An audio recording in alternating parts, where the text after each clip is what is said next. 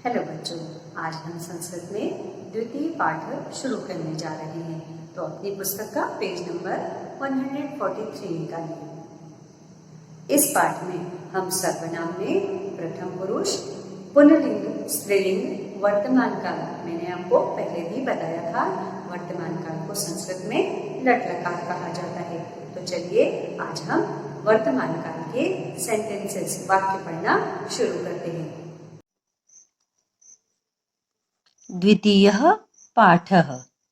सः पठति, ते पठन्ति। सर्वनाम प्रथम पुरुष, पुनर्लिंगम, स्त्रीलिंगम और वर्तमान काल। वर्तमान काल को लट लकार कहा जाता है। संस्कृत में वर्तमान काल को हम क्या कहते हैं? लट लकार कहते हैं। अब बच्चों, आपको यहाँ पर एक नई चीज आएगी ताकि आपको ये ध्यान रहे कि अगले जितने भी पाठ आएंगे उसमें ती, तह और अंति अगर ऐसे शब्द आते हैं तो इसका मतलब क्या होता है। सबसे पहला देखिए, सह हमने किसके लिए प्रयोग किया था? वह के लिए। सह किम पठति, इस ती का मतलब होता है एक लड़का पढ़ रहा है। आपको हिंदी में भी ये समझाया जाता है कि अगर एक होता है तो हम रहा है बोलते हैं, दो होते हैं तो रहे हैं बोलते हैं, और तीन होते हैं तो रहे हैं ही बोलते हैं, लेकिन संस्कृत में इसका वचन परिवर्तित हो जाता है। पठती यानी एक लड़का, पठतः यानी दो लड़के और पठंती यानी तीन लड़का। अब आपको सिर्फ आखिरी वाले शब्द पर ध्यान रखना है। ती, तह, अंति। ती एक, तह दो और अंति तीन या तीन से अधिक, ये आपको ध्यान रखना है। अब चलिए हम पढ़ना शुरू करते हैं। सह किम पठति, वह क्या पढ़ रहा है? सह कविताम पठति, एक है, इसलिए यहाँ पर अगर प्रश्न आ भी जाते हैं आपको एग्जाम में तो आपको ये समझ में आएगा कि सह एक है, किम पठति, अब पठति से भी समझ में आ जाएगा कि एक ही है, क्योंकि ती कब लगेगा? सिर्फ एक वचन में। तो यहाँ सह कविताम पठति, सिर्फ हमें उसकी क्रिया बताना है कि वो क्या कर रहा है। तो किम पठतः, वो दोनों, तो मीन्स दोनों, दोनों क्या पढ़ रहे हैं? तो पुस्तकम पठतः, अभी आपको बताया था कि तह कहाँ लगेगा? जब हम दो की बात कर रहे हैं। अब अगला है ते किम पठन्ति, ती, ये तीनों या ये सब क्या पढ़ रहे हैं? ते पुस्तकम पठन्ति, ये सब लोग पुस्तकें पढ़ रहे हैं। सह किम खादति, अब फिर एक वचन आ गया है, तो हमारे सामने यहाँ लिखा हुआ आ गया है सह। सह किम खादति, वह क्या खा रहा है? सह फलम खादति, सह फलम खादति, वह फल खा रहा है। खादति खा रहा है। पठति पढ़ रहा है, पठतः पढ़ रहे हैं और पठन्ति भी पढ़ रहे हैं, लेकिन पठन्ति शब्द बहुवचन में आएगा। खादति खा रहा है। चलिए अब अगले पेज नंबर 144 का पाठ पढ़ते हैं। Page number 144। तो किम खादतः, अब यहाँ पर दो है, दो के लिए तो, किम खादतः, दोनों क्या खा रहे हैं? तो दो, और आपने सह ते पढ़ा था, तो यहाँ पर ये दोनों के लिए क्रिया में क्या हो गया? एक ही मात्रा लग गई। तो फले खादतः, जब दो होंगे तो आपको एक ही मात्रा लगानी है। खादतः खा रहे हैं, अब क्रिया में क्या लगाया है? तह लगाया है, दो है तो तह लगेगा। ते किम खादंती, तीनों क्या खा रहे हैं या वे सब क्या खा रहे हैं? ते फलानी खादंती, फलानी बहुवचन का शब्द है, खादंती भी बहुवचन का शब्द है, और ते किसके लिए लगाएंगे? बहुवचन के लिए। अगला है सा किम चरती, चरती शब्द जानवरों के लिए प्रयोग में लाया जाता है। घास खाना, बैल, गाय, घोड़ा, ये सब घास खाते हैं ऐसा शब्द का प्रयोग नहीं किया जाता है। हम उनके लिए क्या कहते हैं? चरना। सा किम चरती। सा कौन है? ये स्त्रीलिंग। इसका नाम क्या है? बकरी। लेकिन संस्कृत में इसे क्या कहते हैं? अजा। सा किम चरती, वह क्या खा रही है? सा घासम चरती, वह घास खा रही है। तय किम चरतः, ये दोनों क्या चर रही है, क्या खा रही है? ते घासम चरतः, सब कुछ वही है, सिर्फ आपको किम हटाकर जो शब्द संज्ञा शब्द है उसे यहां लिखना है। क्रिया तो वही रहेगी। ता किम चरंती, ये सब ताह किम चरंती, अब ये सभी क्या चर रही है?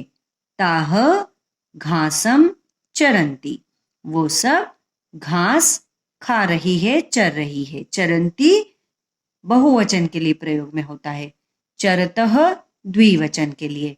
और सिर्फ चरती शब्द है तो वो किसके लिए हो रहा है? एक वचन के लिए। चलिए अब पेज नंबर 145 निकालिए।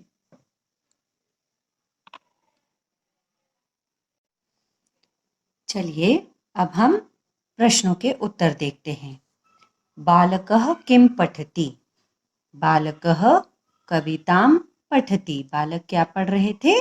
कविता पढ़ रहे थे।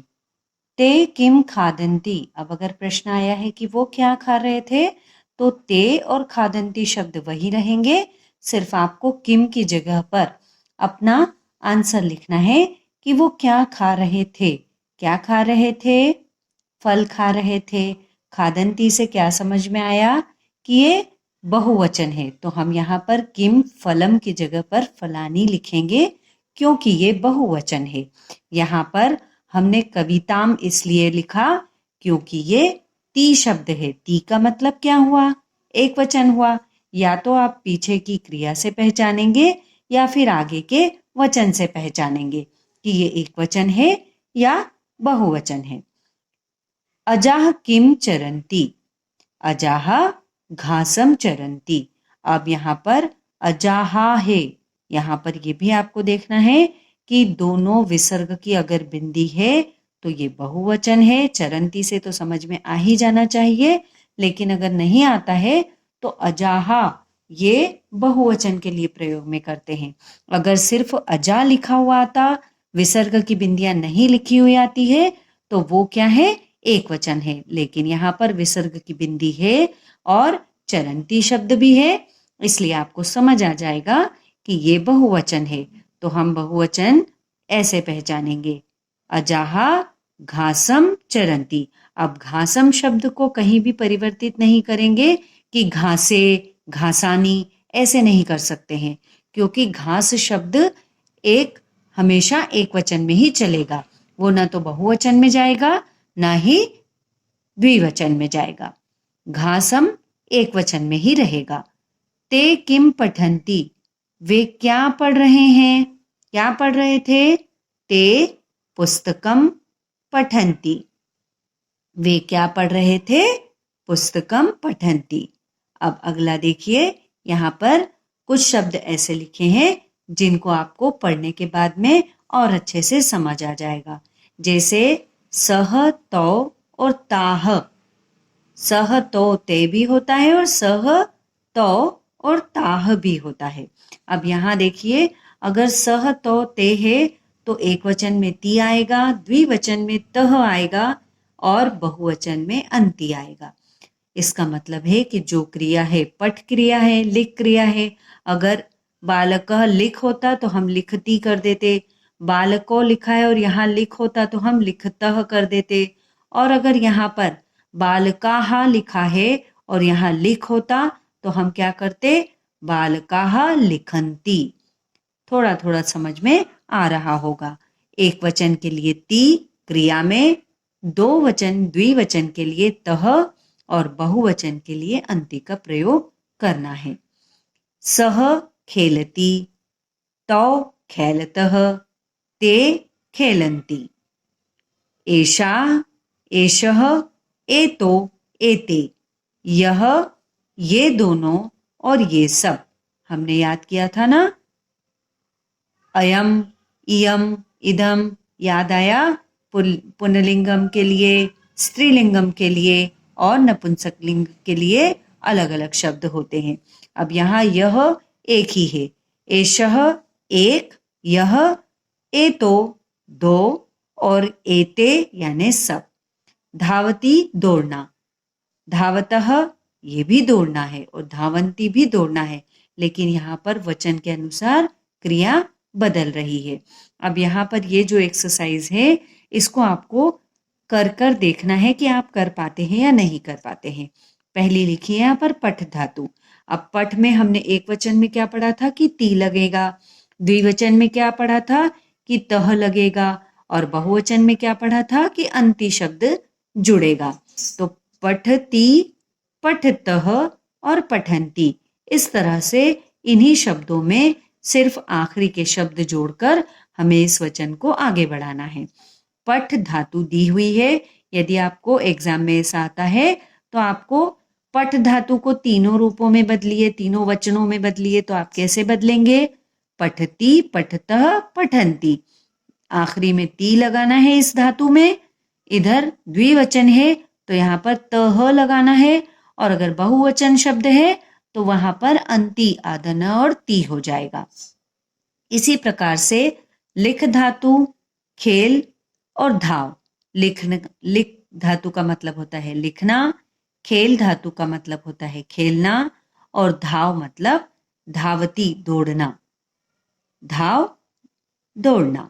अब आपको ये सब एक बार अच्छे से करके देखना है कि आप इसे कितना कर पाते हैं। उसके बाद आपको आंसर शीट में मैच करना है कि ये आपने तीनों चारों अपने आप से किया है या नहीं किया है। तो अगले वीडियो में मिलेंगे अगले पार्ट के साथ।